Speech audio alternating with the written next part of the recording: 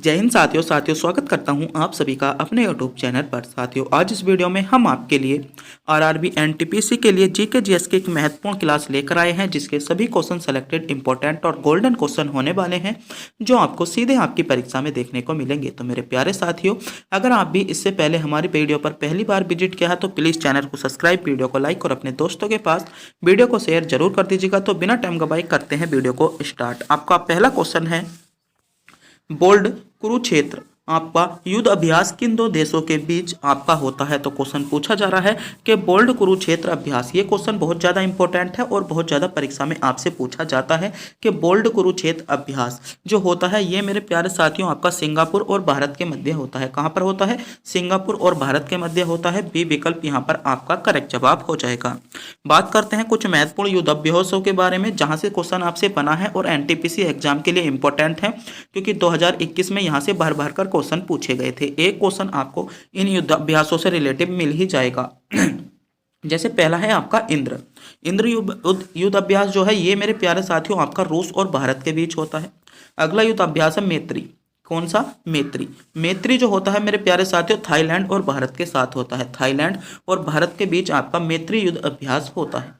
सूर्य किरण की बात करें, सूर्य की किरण कहाँ से निकलती है? नेपाल से, ऐसा मान लीजिएगा। तो सूर्य किरण आपका युद्ध अभ्यास किसके साथ होता है? नेपाल और भारत के बीच होता है। आप इस तरीके से याद करते हैं। हैंड इन हैंड, ये तो आपका चीन ही नाम लग रहा होगा, तो चीन के साथ ही होता है, चीन और भारत के साथ होता है। प्रबल आपका दस्ती की बात करें तो ये आपका कजाकिस्तान और आपका किसके बीच होता है? भारत के बीच होता है। आपका नोमेडिक आपका एलिफेटक इंपॉर्टेंट है। ये क्वेश्चन आपको आरआरबी एनटीपीसी 2021 में क्वेश्चन देखने को मिला था। तो किसके मध्य होता है? ये आपका मंगोलिया और भारत के बीच होता है। खंजर की बात करें तो खंजर जो होता है मेरे प्यारे साथियों आपका किर्गिस्तान और भारत के बीच होता है। खान आपका वेस्ट की बात करें तो आपका मंगोलिया और भारत के बीच आपका युद्ध अभ्यास होता है। अगला है आपका सेलबेक्स, बहुत ज़्यादा इंपॉर्टेंट। ये भी क्वेश्चन आपसे जो है आरआरबी एनटीपीसी 2021 में सीबीटी 2 में क्वेश्चन पूछा गया कि सेलबेक्स अभियान आपका किन देशों के बीच होता है? तो यूएसए और भारत के बीच आपका होता है। बात करें मित्र शक्ति की, तो मित्रता हमारी किसके साथ है? आपकी श्रीलंका के। तो मित्र शक्ति जो होता है श्रीलंका और भारत के साथ युद्ध अभ्यास होता है। अजय युद्ध अभ्यास की बात करें तो अजय जो होता है आपका यूके यानी यूनाइटेड किंगडम और भारत के साथ होता है। आपका युद्ध अभ्यास की बात करें तो ये मेरे प्यारे साथियों आपका यूएसए और भारत के मध्य होता है। ब्रज उपहार की बात करें आपका यूएसए और भारत के बीच होता है। आपका एकू बेरियन अभ्यास की बात करें तो मालदीव और भारत के मध्य होता है। संप्रीति अभ्यास आपका बांग्लादेश और आपका भारत के बीच हो जाएगा। ये तो आपका क्वेश्चन ही था। तो मेरे प्यारे साथियों, आज के जो युद्ध अभ्यास थे सभी युद्ध अभ्यास सेलेक्टेड हैं। अगर आपसे एनटीपीसी में युद्ध अभ्यास से रिलेटिव कोई क्वेश्चन पूछा जाएगा तो आपको इन्हीं से में ही क्वेश्चन मिल जाएगा। आप इनका स्क्रीनशॉट ले लीजिएगा, क्योंकि इससे बाहर आपको युद्ध अभ्यास आपकी परीक्षा में देखने को नहीं मिलेगा। और एक युद्ध अभ्यास से रिलेटिव आपको एनटीपीसी परीक्षा में क्वेश्चन देखने को मिल जाता है, आपके लिए बहुत ज़्यादा इंपॉर्टेंट क्वेश्चन हो जाता है। अगले क्वेश्चन पर बढ़ते हैं। अगला क्वेश्चन है आपका त्वचा का फटना और आंखों का लाल होना। त्वचा का फटना और आंखों का लाल होना किस विटामिन की कमी के कारण रोग है? तो बताइए, क्वेश्चन पूछा गया है त्वचा का फटना और आंखों का लाल होना। तो त्वचा का फटना और आंखों का लाल जो होना है वह आपका विटामिन B2 की कमी के कारण होता है। विटामिन B2 आपको विकल्प सी में दिया गया है, यानी सी विकल्प यहाँ पर आपका करेक्ट जवाब हो जाएगा, जिन बच्चों ने विकल्प सी को चुना है। अगर मेरे प्यारे साथियों आप भी इन क्वेश्चनों का जवाब जानते हैं तो हमारे बताने से पहले कमेंट बॉक्स में ज़रूर बताएं। और चैनल पर नए हो चैनल को सब्सक्राइब, वीडियो को लाइक जरूर कर दें, क्योंकि चैनल को सब्सक्राइब करने में आपका किसी भी प्रकार का कोई पैसा नहीं जाता, नहीं हमको मिलता है। हम इससे मोटिवेट होते हैं और आपके लिए महत्वपूर्ण सेलेक्टेड क्वेश्चन लाने की कोशिश करते हैं। तो प्लीज़ चैनल को सब्सक्राइब जरूर कर दें। और जितने भी विटामिन से संबंधित आपके रोग हैं वे हम इसमें कवर कराएंगे, क्योंकि यहाँ से भी एक क्वेश्चन आपको कई बार आपकी परीक्षा में क्वेश्चन पूछा गया है। जैसे बात कर लें विटामिन ए, तो विटामिन ए की कमी के जो रोग होता है, पहला तो होता है सभी बच्चों को पता होता है रतौंधी रोग आपका विटामिन ए की कमी के कारण होता है। संक्रमणों का खतरा जो होता है विटामिन ए की कमी के कारण होता है। और आपका जीरोपेथा आपका जीरोपेरो इम्पोर्टेंट क्वेश्चन है ये, क्योंकि ये रोग आपको पता नहीं होगा। आपका जेरोपेथो आपका लिया जो होता है आपका विटामिन ए की कमी के कारण होता है। विटामिन B1 की बात करें तो विटामिन B1 की कमी के कारण आपका जो रोग होता है विटामिन आपका कौन सा हो जाएगा, बेरी रोग हो जाएगा। सभी बच्चों को पता होगा, मैं मानता हूँ। विटामिन B2 की कमी के कारण जो होता है आपका त्वचा का फटना और आँखों का लाल होना। त्वचा का फटना और आँखों का लाल होना आपका विटामिन B2 की कमी के कारण होता है। विटामिन B3 की बात कर लें तो त्वचा पर आपका दाद होना, त्वचा पर दाद होना विटामिन B3 की कमी आप होती। विटामिन B5 की बात कर लें तो विटामिन B5 की कमी के कारण आपका जो होता है बाल सफ़ेद होना, यानी बालों का सफ़ेद होना विटामिन B5 की कमी है। विटामिन B की बात करें, विटामिन B6 की, तो आपका एनीमिया रोग होता है और त्वचा रोग आपका विटामिन B6 की कमी के कारण होता है। विटामिन B7 की बात करें तो आपका लकवा, शरीर में दर्द रहना, बालों का गिरना आपका विटामिन B7 की कमी के कारण होता है। विटामिन B11 की बात करें तो आपका एनीमिया रोग होता है। पेचिश रोग भी विटामिन B11 के कारण आपका होता है। और जो आपके विटामिन बचे हैं विटामिन C, तो विटामिन C की कमी के कारण कौन सा रोग होता है, आपका एनीमिया रोग होता है और पांडु रोग विटामिन C की कमी के कारण होता है। विटामिन D की बात करें रिकेट्स होता है, आपका ओस्टियो, आपका मलेशिया होता है। विटामिन ई की बात करें, विटामिन ई की कमी के कारण आपकी जनन शक्ति का कम होना, यानी जनन शक्ति का कम होना, WBC का कम होना आपका विटामिन ई की कमी के कारण होता है। विटामिन के की बात करें तो विटामिन के की कमी के कारण जो रोग होता है त्वचा का थक्का न जमना, त्वचा का थक्का न जमना विटामिन के की कमी के कारण होता है। आपको ध्यान रखना है, ये भी क्वेश्चन आपके लिए इम्पोर्टेंट हो जाएगा। अगला क्वेश्चन देखते हैं। अगला क्वेश्चन है मलक्का जल संधि किन को जोड़ती है। क्वेश्चन पूछा गया है मलक्का जल संधि किन को जोड़ती है। ये क्वेश्चन आपका RRB NTPC 2021 में भी क्वेश्चन रिपीट हुआ था। आपकी परीक्षा के लिए मोस्ट क्वेश्चन हो जाएगा, इंपॉर्टेंट क्वेश्चन हो जाएगा, आपको पता होना चाहिए। मलक्का जल संधि, तो मलक्का जल संधि जो जोड़ती है वह आपकी अंडमान सागर और दक्षिणी सागर को जोड़ती है। इसमें C विकल्प आपका सही जवाब होगा। जिन बच्चों ने विकल्प C चुना है बिल्कुल सही चुना है, C विकल्प आपका करेक्ट जवाब होने वाला है। देखते हैं कुछ महत्वपूर्ण संधियों के बारे में जहां से क्वेश्चन आपसे बन सकता है। पहला आपका हडसन जल संधि। हडसन जल संधि आपके लिए मोस्ट हो जाती है, बहुत ज़्यादा पूछी जाती है। हडसन जल संधि जो होती है आपकी हडसन की खाड़ी और आपका अटलांटिक महासागर के बीच आपकी हडसन की जल संधि स्थित है। जिब्राल्टर की जल संधि बहुत इंपॉर्टेंट है। जिब्राल्टर की जो जल संधि है वह आपकी भूमध्य सागर और आपका अटलांटिक महासागर को जोड़ती है, आपको ध्यान रखना है। आपका कोरिया जल संध्या की बात करें तो कोरिया जल संध्या आपका जो है ये मेरे प्यारे साथियों जापान एवं पूर्वी चीन को आपकी कोरिया की जल संधि जोड़ती है, आपके लिए मोस्ट हो जाएगा, आपको ध्यान रखना है। जिब्राल्टर की संधि भूमध्य सागर और अटलांटिक सागर हो जाता है, ये भी आपके लिए मोस्ट है। बांस जल संधि जो होती है आपकी तम सागर और आपका दक्षिणी सागर के मध्य स्थित है, आपको ध्यान रखना है, आपकी परीक्षा के लिए गोल्डन हो जाता है। गुंडा जल संध्या की बात करें तो सुंडा जल संधि आपका जावा सागर और आपका हिंद महासागर के मध्य होती है। बात करें आपका टोकरा जल संधि जो जोड़ती है आपकी पूर्वी चीन सागर को और प्रशांत महासागर को, पूर्वी चीन सागर और प्रशांत महासागर को आपकी टोकरा जल संधि जोड़ती है। युकांडा जल संधि की बात करें, युकांडा जल संधि आपकी मैक्सिको की खाड़ी और आपका कैरिबियन की साड़ी को जोड़ती है। बात करें बेरिंग जल संधि की, तो बेरिंग जल संधि आपकी बेरिंग सागर और आपका चुक्सी सागर को आपस में जोड़ती है। डेविस जल संधि आपकी बेफिन की खाड़ी और अटलांटिक महासागर को आपस में जोड़ती है। तो ये कुछ आपकी महत्वपूर्ण जल संधियाँ दी गई हैं जहाँ से रिलेटिव आपको एक क्वेश्चन आपकी परीक्षा में बनता है और आपकी परीक्षा के लिए इम्पोर्टेंट हो जाता है। आपको इन क्वेश्चनों के बारे में पता होना चाहिए। अगला क्वेश्चन है आपका रोजगार सृजन जनसंख्या का नियंत्रण किस पंचवर्षीय योजना का लक्ष्य है। क्वेश्चन पूछा गया है रोजगार सृजन जनसंख्या का नियंत्रण किस पंचवर्षीय योजना का लक्ष्य है। तो 4 विकल्प आपके सामने दिए गए हैं, 5 दूसरी पंचवर्षीय योजना, 5वीं पंचवर्षीय योजना, 8वीं या 12वीं। तो कौन सी पंचवर्षीय हो जाएगी। तो रोजगार सृजन और जनसंख्या का नियंत्रण आपका 8वीं पंचवर्षीय योजना के अंतर्गत आता है। 8वीं पंचवर्षीय योजना C विकल्प में आपको दिया गया है, C विकल्प इसमें आपका करेक्ट जवाब हो जाएगा। देखते हैं आपकी पंचवर्षीय योजनाओं के बारे में, बात कर लेते हैं प्रथम पंचवर्षीय योजना। प्रथम पंचवर्षीय योजना का जो शासनकाल रहा वह आपका 1951 से आपका 1956 तक प्रथम पंचवर्षीय योजना चली, आपको ध्यान रखना है। और कृषि को प्राथमिकता प्रथम पंचवर्षीय योजना में जो आपकी दी गई थी, कृषि को प्राथमिकता दी गई थी, आपको ध्यान रखना है। अगली है आपकी दूसरी पंचवर्षीय योजना यानी द्वितीय पंचवर्षीय योजना। 1956 से 1961 तक चली और उद्योग क्षेत्र में प्राथमिकता इसमें दी गई थी।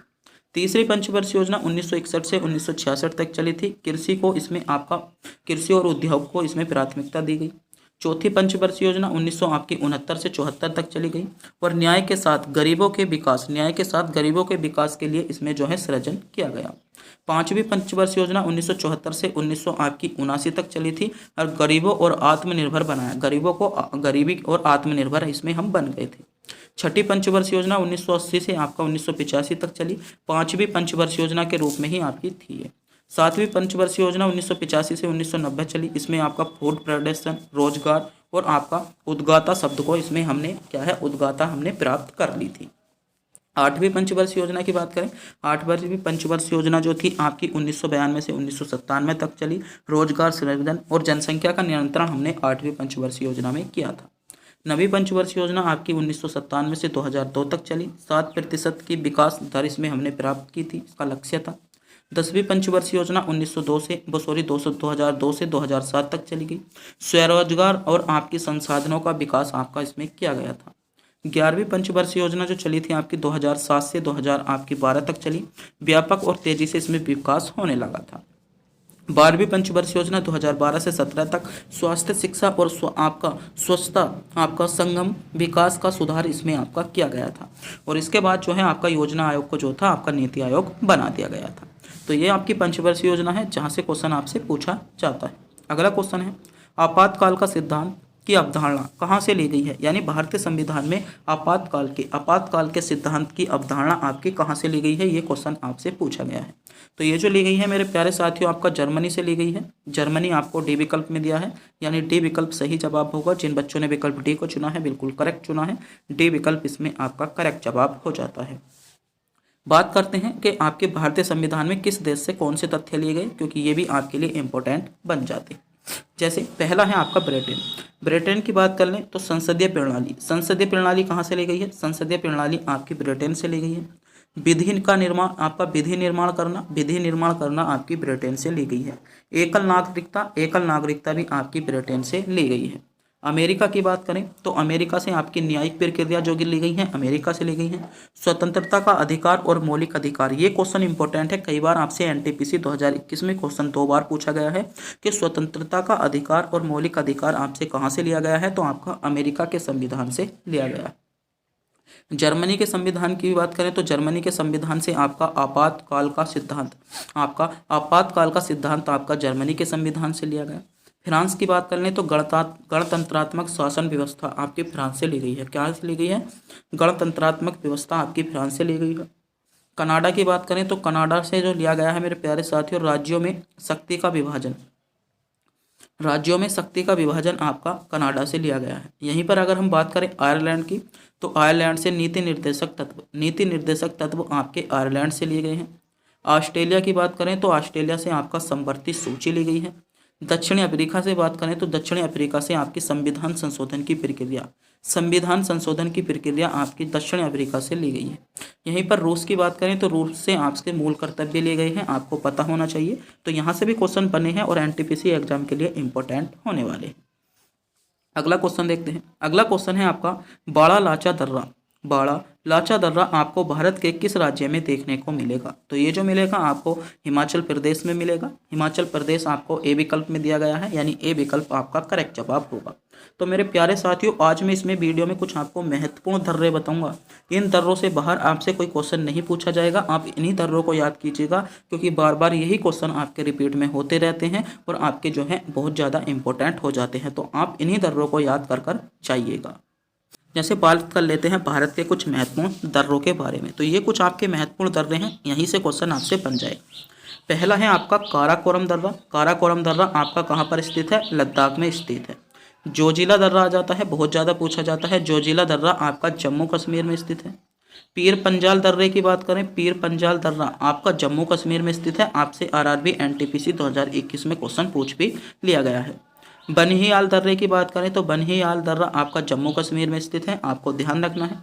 बुर्जिल दर्रे की बात करें, बुर्जिल दर्रा आपका जम्मू कश्मीर में स्थित है।